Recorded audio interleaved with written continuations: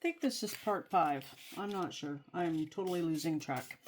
Anyway, now it is time to make the slip pocket for the last interior panel. And we're just gonna, I changed out my bobbin. I didn't need to. What is going on here? I did have a fair bit of bobbin thread still left, but I just don't want to go about my merry way and completely forget, so changed it. Full bobbin. Okay, so we're just going to sew up. I've folded my slip pocket piece right sides together and just sewing at the seam allowance mentioned in the pattern, just up the sides.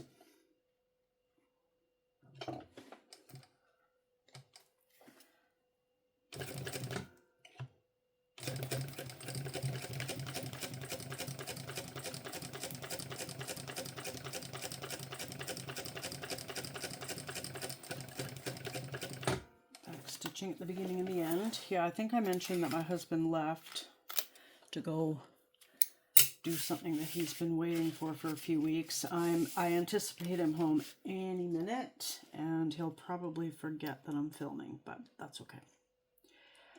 Wonderful thing called pause that I'm learning about, or keeping in mind. Always known about it, yes. Not that much of a noob. Now, when I sew this pocket on, you know, it could be beneficial, especially for me, because, you know, my stitching isn't all that great, to switch out the thread color to match the fabric. I'm not going to. I'm going to live like a rebel, or like a daredevil. Oh, yeah.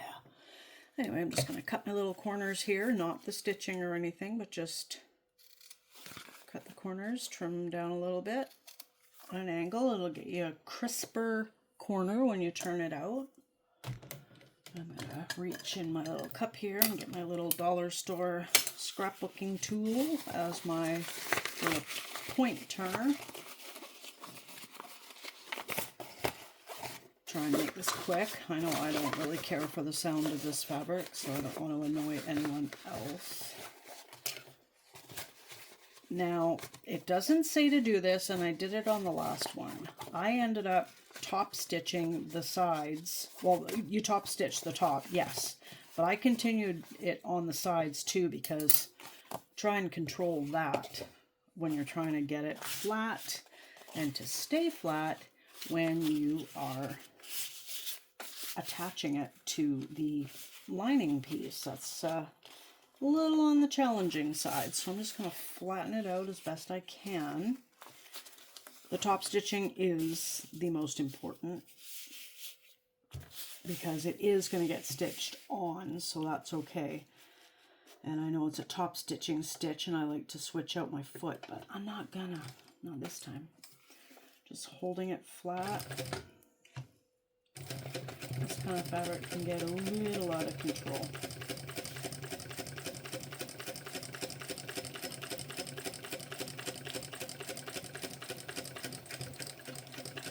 Backstitch at the beginning and the end.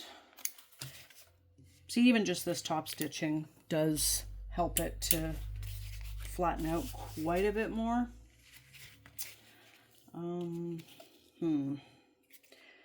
What does me want to do? You know what? I'm just going to go with it. I haven't worked with this fabric yet. Or this project is the first time. I've made a mark on here where the pocket is going to go, and I've cut my centers on the pocket piece. Now, she installs this a little differently than most slip pockets, and I really like the way she does it, so I'm going to do it that way. Now, because I'm not using quilt cotton, I can't put pins in it. Oh man, I use painter's tape, and I don't see it anywhere. Where the heck would it be? Oh, it is here. Yay! So I'm going to tape it down with some painter's tape. You can also use like medical tape, that paper tape. I don't have any of that, but I do have painter's tape. I used to be heavily into paint pouring and not anymore. So I'm just going to center it. I've sort of got a bit of a crease in here, and I just lined up the center little notches that I cut on the lining piece. I lined up the center notches cut out on the pocket piece, and I just held it as straight as I think I could to keep it in line. There we go. So now I'm just going to sew along here at the seam allowance mentioned in the pattern. No, I don't like it that way.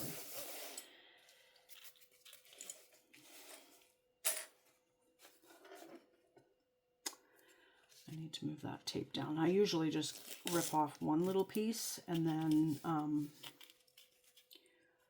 have it, like cut or rip it in half to make it skinnier. And I didn't, so I'll just move it out of the way.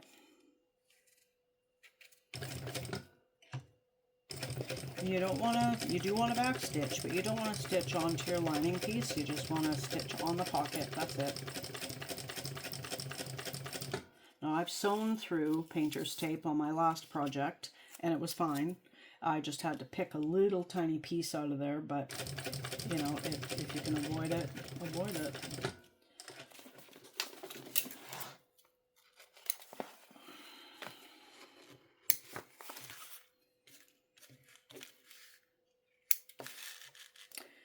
Trim my threads.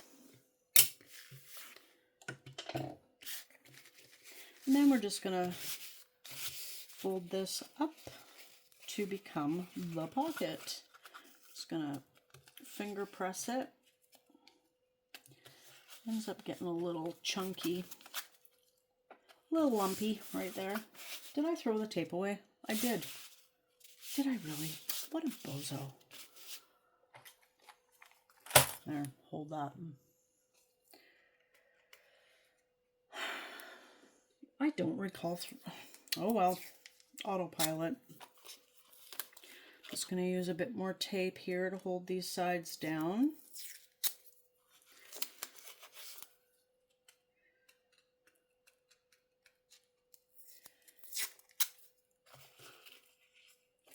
And attach the sides and I don't know what word to use, solidify the bottom of the pocket on here. It's already attached, but you just, oh, I didn't. Oh my gosh. Weird. Oh well. No. I need to build my skills. I was going to swap out my presser foot again so that it's nice and skinny. Again, back stitching, just keep it on the slip pocket. Anyway, I wanted to swap out my presser foot so that it does the lining up against the side of the slip pocket with the side of the presser foot, and then all the guesswork and accuracy is no longer in my hands. I just have to pay attention and look at it and it's all done. But nope, I need to learn. Ooh, the needle is almost out, so I'm going to gently turn it. I'm going to grab my hump jumper.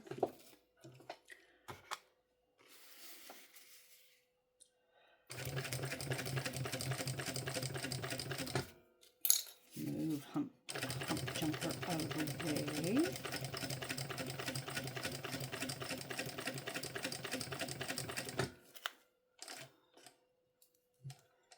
Now you want your needle on its way back up, but still in your work before you turn it.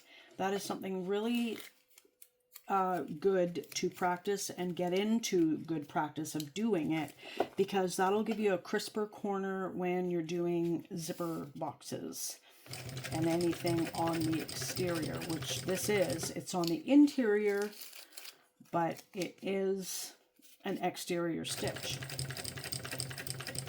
It's attachment, but it's also top stitching, for lack of a better word.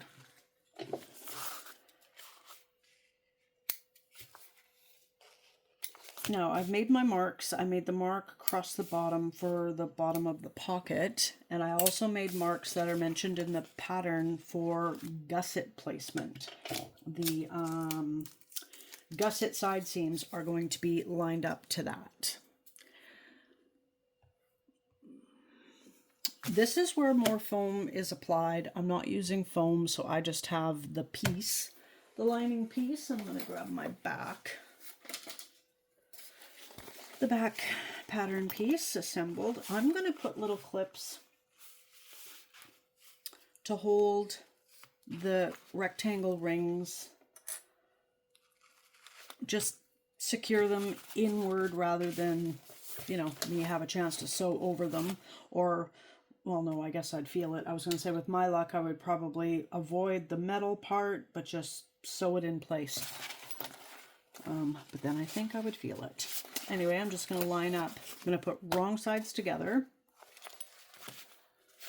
I hope that's the wrong side in there. It doesn't matter. It's just a pocket. Wrong sides together. Line up the top and the bottom. And clip it all around to attach this. I don't know about you. These are like Amazon clips. They're not any brand name. But this batch that I bought, they're really bad for twisting. Like a splayed beak. And they're not the greatest, but they work. I'm just going to clip my centers together. I can barely see that one. I'm going to clip this off camera, and I will return very shortly. I'm back. I went and clipped it all together, and I basted it on. I just didn't feel that you needed to see that. If you did, I apologize. It's pretty basic. It's the same as other things. Oh yeah, I'm just going to check and see if I caught it all. I did. I did trim the overhang of the other lining piece, and then this piece ended up with a bit of overhang on the same side. It doesn't matter. It all looks the same. I mean, it would matter if it was really off kilter, and it actually kind of is. Eek, my pocket isn't centered. And she does have you make, I don't know if she says optional, but you can put like a pen slot on that slip pocket, and I chose not to. I have done it, and I have not done it, and I actually forgot on this one, but it's fine. It is fine. I don't know if a phone fits in there. It probably does, and I'm a little upset that it's a little crooked now, but I'm sure no one will notice. Are we on to gusset now? Oh my gosh, we're doing gusset. Yee, this is fun. Okay.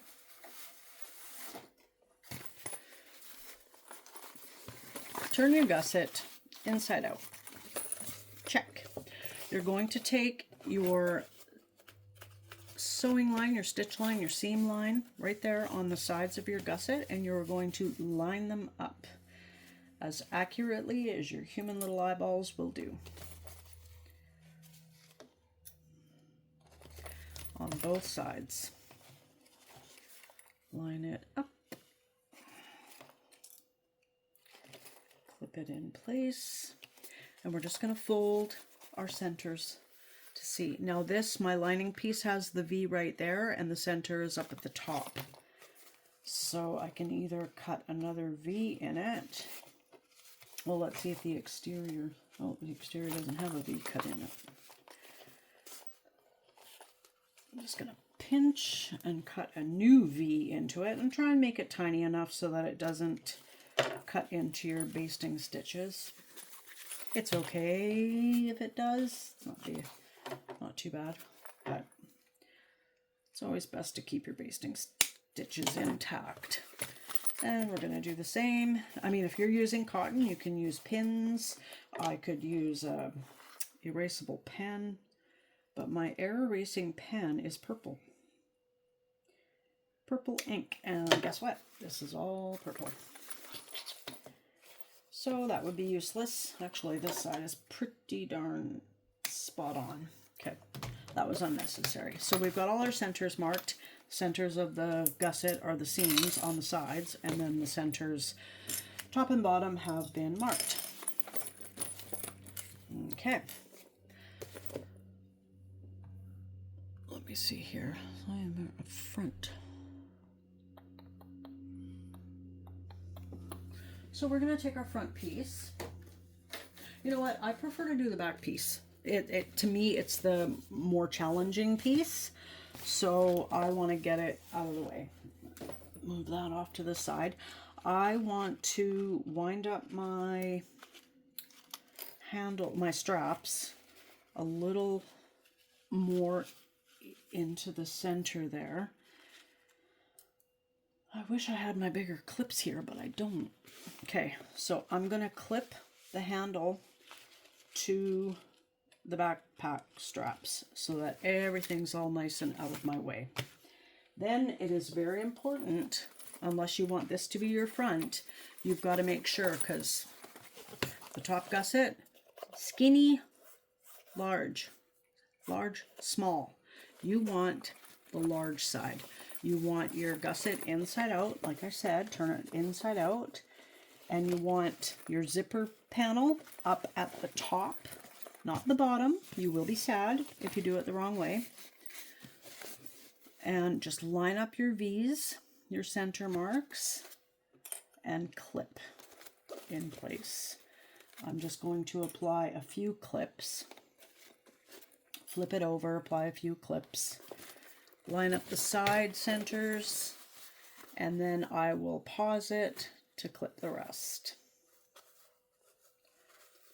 I don't know if you can see this. I'm sorry, I'm probably out of frame, and I apologize for that. When I go live from the desktop computer, at least I can see myself on the big screen right away, but this I can't. Okay, so we got that marked. And I've got the mark that's mentioned in the pattern, and I'm going to line it up with the side seam of the gusset right there and right there. Things shift, so it's best to place it as accurately as you can now. I think there is a little bit of forgiveness in it, but it's best to be as close as you can. Precision and accuracy, and I can't find the other mark. Where the heck did it go? I trimmed it off. That's where it went. Dang it. So where's this one? So now I have to guesstimate where it was. No guesstimation necessary. I grabbed the ruler and marked it again.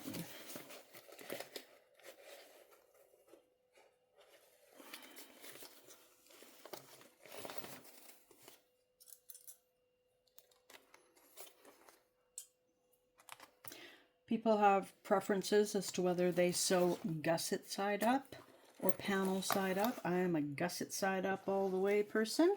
So I've got my top, bottom, and sides centered and clipped on there.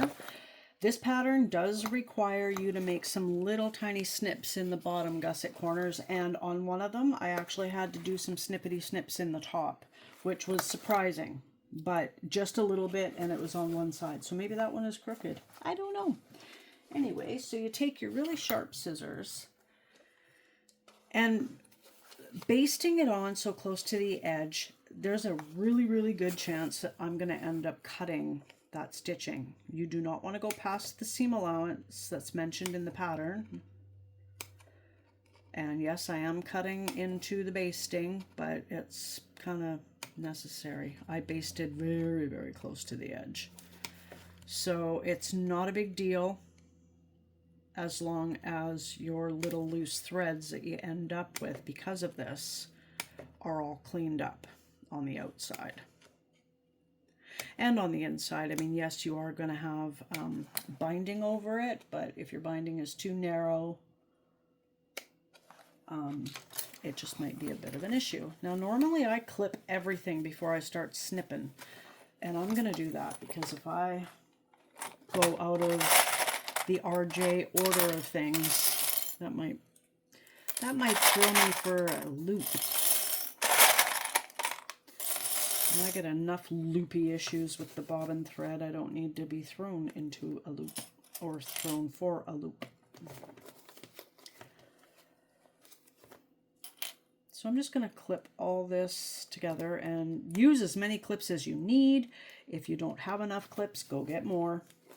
It is really important to have this feel secure so that things don't shift on the opposite side that you're sewing. Yep, just double checking, make sure I've got it right side up. And I do. Now the top part of the gusset fits really, really nicely, which is why I said I was surprised when I did have to do tiny little snips into it. But it fits quite nicely. Try not to have any wrinkles in there. And again, I hope I'm in frame here. I'm pretty sure I am. I don't know how good of a visual you're getting. Oh, I should probably move the camera over for the gusset sewing. And hopefully I remember to do that.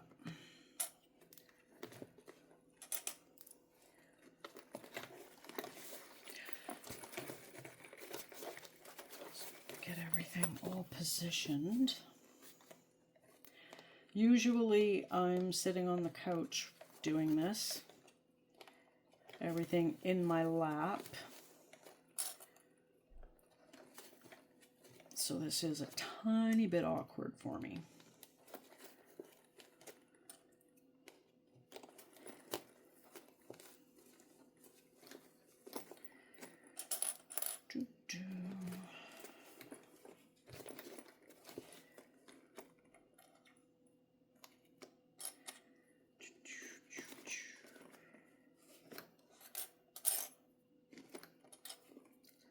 I use if a clip can fit, I put one there pretty much, especially at the bottom. You think this is a lot of clips? Wait till I get to the bottom. See, there's a space. I could move some clips and probably get 2 more in there.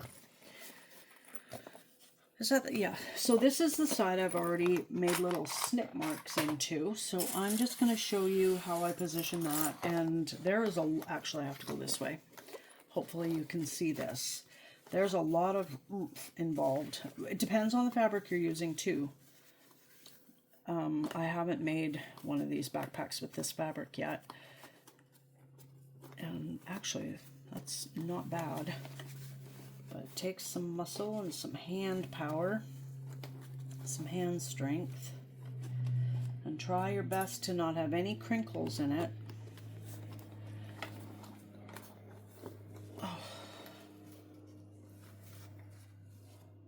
See, you really want to make sure that your gusset and the edge of your panel meet up. And it did meet up, but as soon as I did that, like to get that little bump out, it totally shifted. If you've got room, this is a small seam allowance, so there might not be room, but you could use staples. I haven't had to on this yet. And yes, there is slippage on this, but I just trimmed the panel piece down to match the gusset, and it seems to be fine every time. I'm just going to hold this while I clip the other side. And again, I apologize if you can't see this very well. I will get better.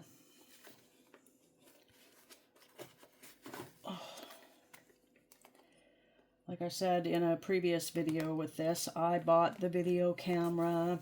It's a really cheap one, but I bought one, and it could be, I've got a grid wall on the wall in front of me, and I could attach it. I bought the little tripod that you can, the legs are bendable. It's one of those little, like a desktop tripod, for lack of a better word. I still haven't even used it yet. I've taken it out of the plastic. That's it. Have not used it. Bought all this stuff thinking, yep, I'm going to do YouTube every single day. Well, it just sat there. I overcomplicated things. And yeah, us as humans, we have a tendency to do that. Anyway, that seems to be fitting in there okay. So this time I'm really going to be cutting into my stitches because they are extremely close to the edge. And I'm just going to have to be okay with that. But you definitely need to stay within your seam allowance. If you cut too far, you're going to have to increase your seam allowance. And then you might end up with a bit of a wonky layout might not be as symmetrical as it should be.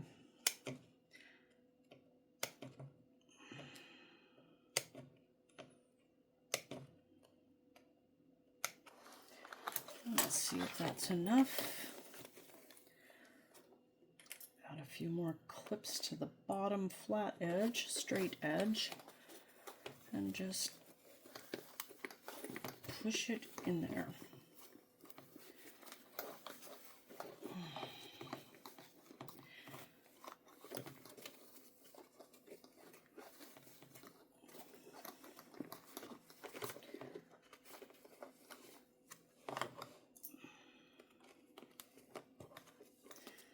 Yep, you definitely have to wrestle with it for a bit.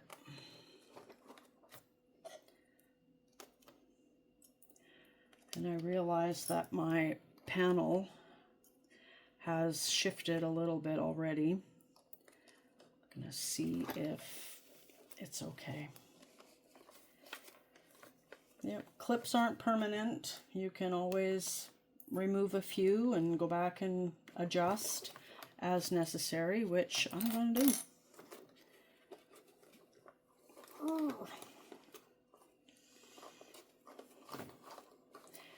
Okay, I'm going to fuss with this. I will be back shortly.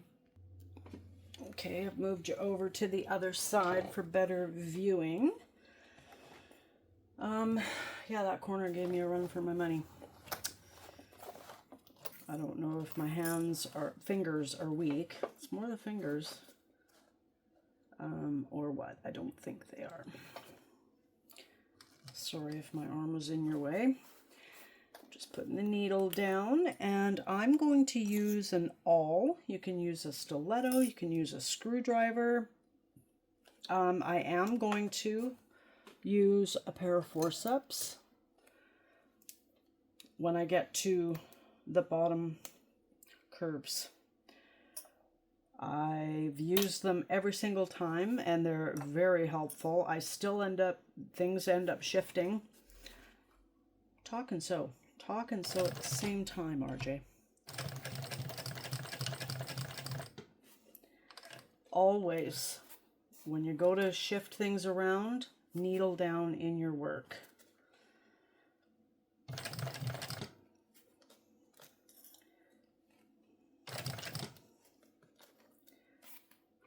I don't know if you're seeing a change in the color, or the lighting, I should say, during the video, but that's my computer screen dimming. And then if I catch it in time, I wake it up right away and get full lighting again. Or if I don't catch it in time, it ends up going out. Now it's already shifting here, so I'm going to grab the forceps, grab the gusset, lock in. Give it a good firm pull, and I'm holding inside on the panel. And be very careful that you don't sew over these. It could be catastrophic. This is one thing, I'm glad I wear reading glasses when I work. I wear contacts. But there's a lot going on. And I didn't want to push it with my foot in case I went 2 or 3 stitches too far and then hit the forceps. Trying to stay within the seam allowance, trying to hold everything together. With forceps, stop with the needle down. Don't go too far. Make sure you take clips out. It's a lot to focus on. Especially when I've had too much coffee.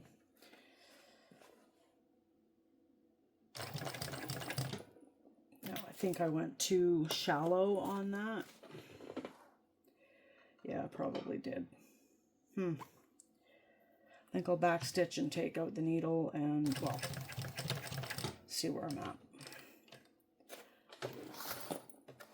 Oh, I ended up sewing over part of my snips too on the lining. I think it'll be covered. Where are you? I think it'll be covered by the binding. I did slip here. I'm not worried about that. What I'm worried about is my stitches went in. Now I'm going to pay attention to the seam allowance running along the gusset, not this part, not the multicolored part.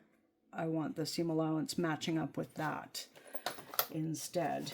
And I think my snips will be visible there if I don't go back and adjust this, and then that would not be good. So I'm going to go back here, needle down, hold the threads, straighten everything out as best you can, and shut up and sew. That's me telling me to shut up and sew.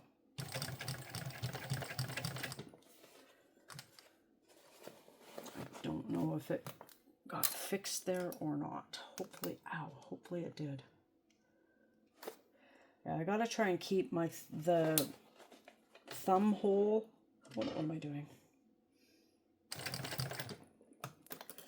The thumb hole for those forceps is very uncomfortable and hurts my poor little hands. So I try and make sure it just stays on that part of my thumb.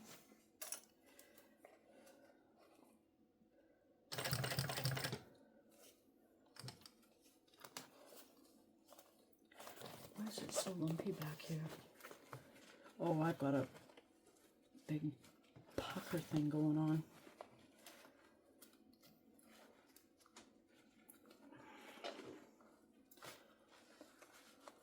Okay, it is super not lined up here.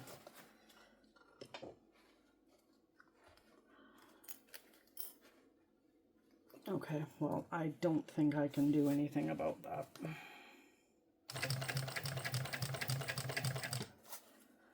Like I said, I think in maybe the first video, this is my first time making this backpack using this waterproof canvas or whatever it is. It's kind of thick and doesn't really want to, kind of has a mind of its own. But this is why I do the back panel first, because I feel it is the more challenging one to do. And just get it out of the way. And the other flip side of the way of looking at it is do the easier one first so that your confidence is boosted and you don't get as flustered and upset. And I'm not overly flustered, and I'm not upset at all. Just focused. Focused and hopeful. Just try and get the wrinklies out of the way, out of the gusset. I haven't had any puckers yet. Touch wood, but there won't be any.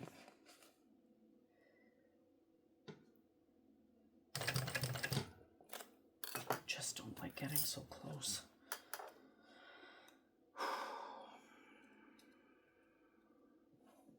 Deep breath.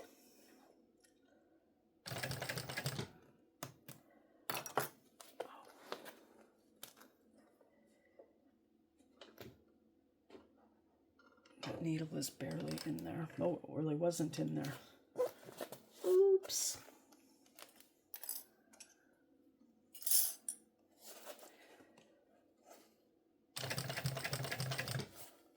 Okay. Whew. This is a workout. I'm going to need a nap after this. Kidding. I got too much to do to nap. And this part, going over the side seams of the gusset. Side seams of the gusset. Sure, that makes sense. There's going to be loops. I put money on it.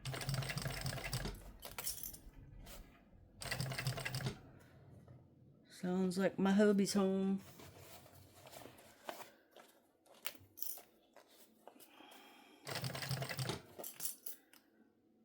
I've locked the door so that he has to think about it before he comes in. And with the camera being on this side, he might actually think.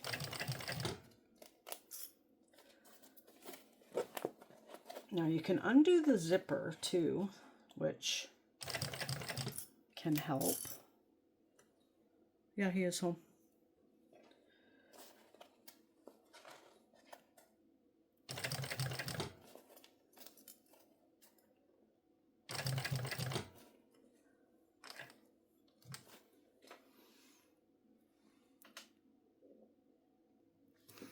puppies. Am I right? Yeah, he's a good guy. He's a good egg. Didn't get a chance to talk to him about his... Where did I put my thingy? Oh, here it is. Didn't get a chance to talk to him about his thing that he picked up, that he'd been waiting for weeks.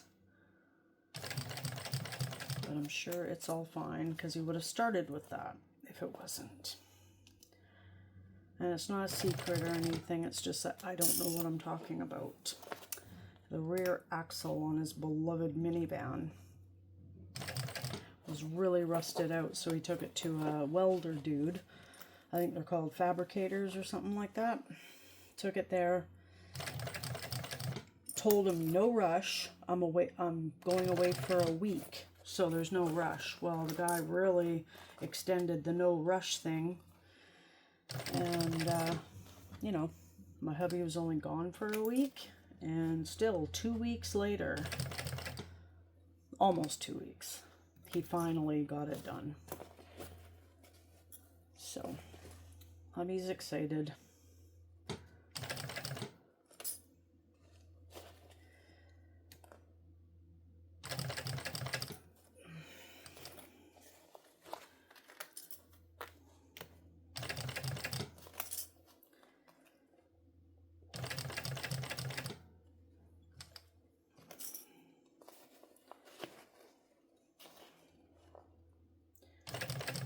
Don't really need the forceps up at the top.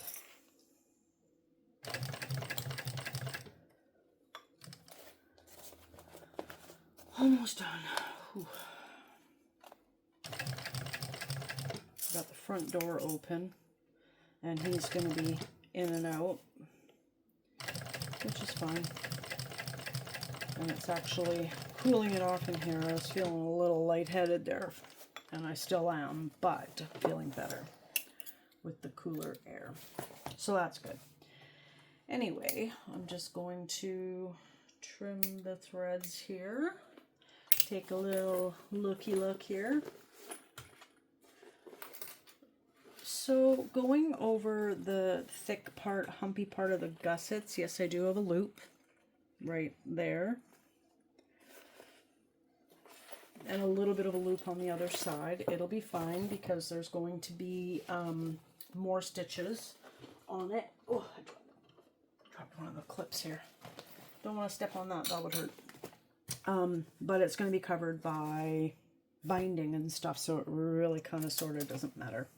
I'm going to trim the excess away. You know what? I'm not going to yet. I'm going to check my work and see if we have puckerage, which we probably do on this one, because it gave me grief at the bottom, on the bottom right hand side looking at it. I think it'll be okay. I can't really show you all that well because there's just so much in here, and I'm pretty sure the top won't have any puckers. There you go. Taking shape. This is exciting. So I'm going to clip the other panel on and put you on pause. I wonder if this is a good stopping moment because this video is getting kind of long.